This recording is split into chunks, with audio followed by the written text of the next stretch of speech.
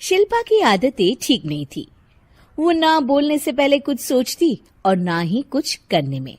उसकी इस आदत से सभी परेशान रहते। बहन, घर पर मेहमान आए हैं और शक्कर खत्म है, थोड़ी शक्कर दे दो, मैं बाजार जाऊंगी तो ले आऊंगी। अरे शिखा बहन, तुम तो माफी करे, जब देखो तुम्हारे घर में कुछ न कुछ खत्म ही रहता है। अरे शिल्पा, चिल्ला क्यों रही हो? कहा ना घर में मेहमान बैठे हैं, सुन लेंगे। सुन लेंगे तो सुन ले, तुम लोगों की मांगने वाली आदत तो बंद होगी। अच्छा शिल्पा, ना दो शक्कर, लेकिन बात तो अच्छे से करो। एक कटोरी शक्कर के लिए तुमने मेरी बड़ी बेइज्जती कर दी। शिल्पा बड़बड़ाते अंदर चली जाती है तो शिखा भी घर चली जाती है। माँ, क्या हुआ? अरे कुछ नहीं बेटा, पता नहीं कहां कहां से ऐसे पड़ोसी आ जाते हैं, जब देखो तब कुछ न कुछ मांगने के लिए घंटी बजाते हैं। अब घंटी बजे तो दरवाजा ना खोलना। पता नहीं माँ की ये आदत कैसे बदलेगी, किसी को कुछ भी बोल देती है, बोलने से पहले सोचती भी नहीं। शिल्पा की ये आदत दिन ब दिन बढ़ती ही जा रही थी। एक दिन शिल्पा के दरवाजे सब्जी वाला आया। सुनो भैया, मुझे ये भिंडी, टिंडे, लौकी और आलू के साथ 1 किलो प्याज दे दो। जी बहन जी।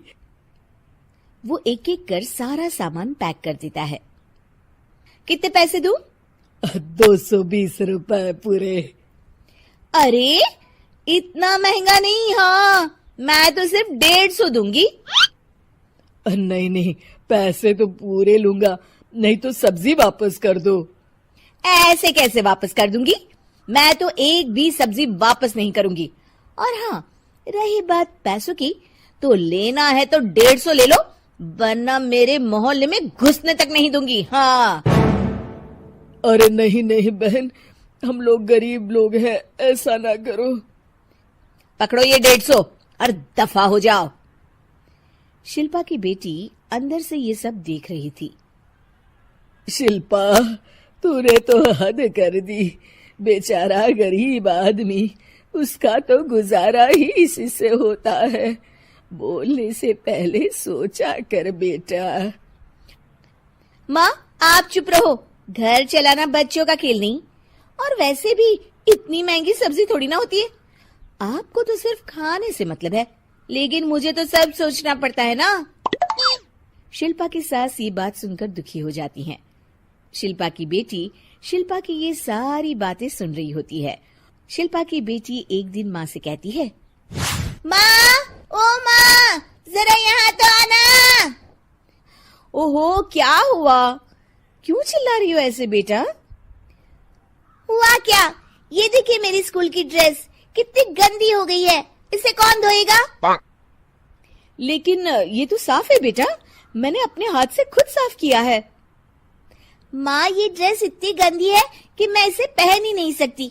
चलो, मुझे बाजार से नई दिलाओ। शिल्पा दुखी हो जाती है और वहां से चली जाती है कि तभी सामने उसकी सास मिल जाती है। शिल्पा, अरे ओ शिल्पा, ये क्या सब्जी बनाई है? ऐसे भी कोई सब्जी बनाता है? शिल्पा सास की इस हरकत से सख्ते में आ जाती है। अरे माँ को तो मैं जो बना दूं उन्हें वो पसंद आ जाता था, फिर आज वो ऐसा व्यवहार क्यों कर रही हैं? शिल्पा कुछ समझ पाती कि थोड़ी ही देर में उसका पति आ जाता है।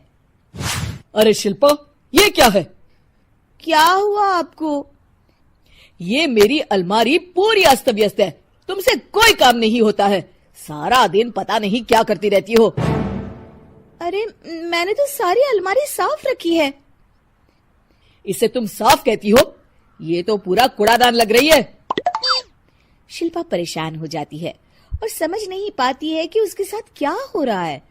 शिल्पा अकेले कमरे में जाती है और जोर जोर से रोने लगती है। तभी वहां उसका पति, सास और बेटी आ जाते हैं। शिल्पा उन लोगों को देखकर और जोर जोर से रोने लगती है।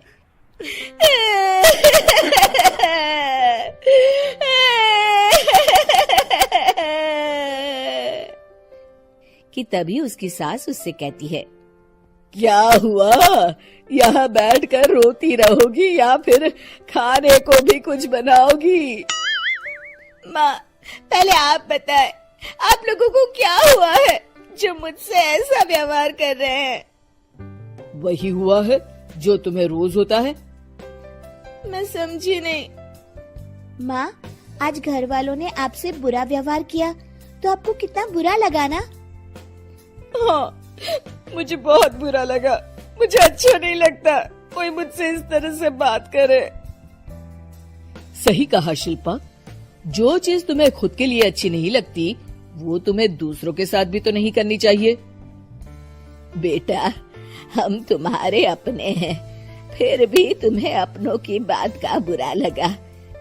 लेकिन सोचो, जिन बाहर के लोगों से तुम ऐसा व्यवहार करती हो उन्हें कैसा लगता होगा।